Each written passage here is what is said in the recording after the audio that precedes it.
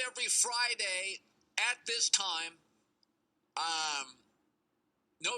Without further ado, let's not waste it. My 5 NFL picks against the spread, my Blazing 5.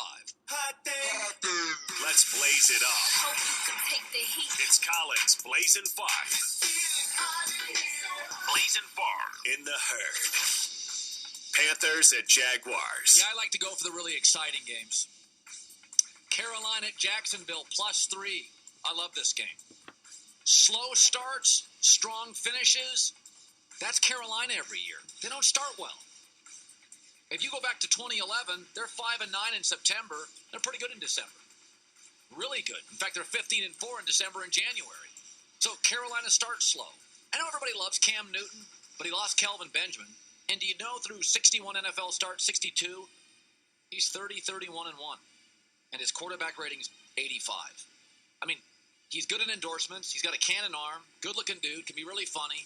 And there are moments he's spectacular. But overall, he's not a star quarterback production-wise yet. Jacksonville, for the record, led the NFL defense in negative yardage plays, forced last year. Registered the fewest penalty yards. Blake Bortles struggled early, but he didn't struggle late.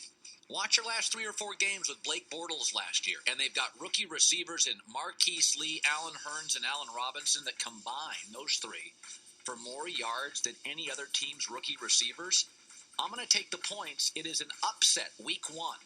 Jags beat the Panthers 23-20.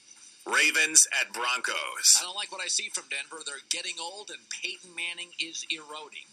Ravens +5. First of all, they're a great dog. They're 4-0 the last 4 times they were a dog. They average under John Harbaugh somewhere between 11 and 12 wins.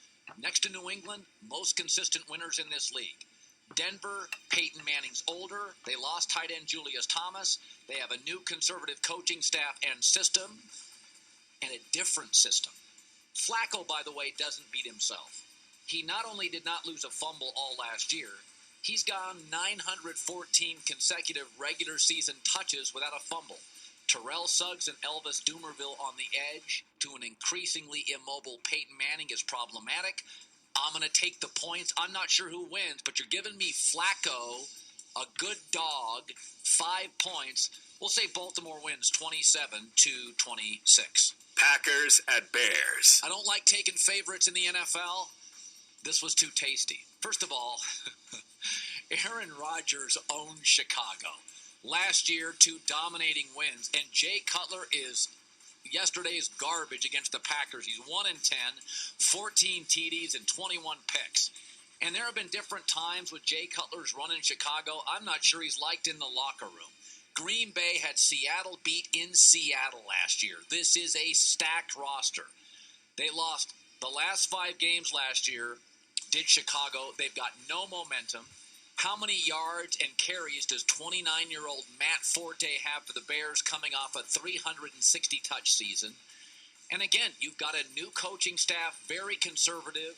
I don't know how Jay Cutler likes John Fox. I know this, Alshon Jeffrey, your best receiver, is all banged up.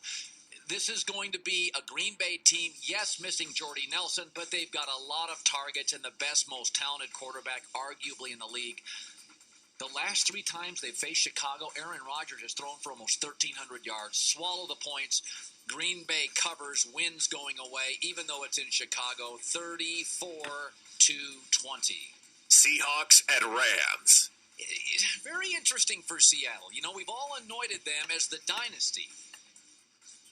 I don't buy it. Jeff Fisher against Seattle at home is 3-0 against the spread in the last 3. They've always been a pretty good dog cover. Nick Foles, believe it or not, and I don't think he'll be nearly as good with Jeff Fisher as Chip Kelly. But if you look at his completion numbers and passer ratings, they are right up there with Andrew Luck. Now, I think those will go down, but he's competent. The Rams have a great defensive line. And the Seahawks have lost some really crucial players. Malcolm Smith, oh, he's gone. Super Bowl MVP, gone. Yeah, right. Malcolm Smith was great, right? Gone to the Raiders. What about Byron Maxwell, corner? Oh, he's off to Philadelphia. What about Cam Chancellor? Not playing. And Russell Wilson did not have a great preseason. Jeff Fisher at home as a dog, he has been good against Seattle. I think it's a low-scoring game, and that's too many points. I'll take the 4 to 4.5. I think the Seahawks win, but barely, 27-26. Giants at Cowboys. I'm sorry, but Cowboys' big TV game is a favorite. I'll never take them, and I love Tony Romo. But the Giants are getting 6. I'm going to take that. They were 3-1 in their last 4. I think they've made a real commitment to shoring up the offensive line. Eli completed 63% last year in 4,400 yards. And against Dallas, he had 2 losses, but 2 really nice games. And again, the Cowboy roster right now is incomplete. Their best linebacker against the run arguably is Rolando McClain out. Their best corner cover, Orlando Scandrick, not available. Best pass rusher, and they've got no pass rush.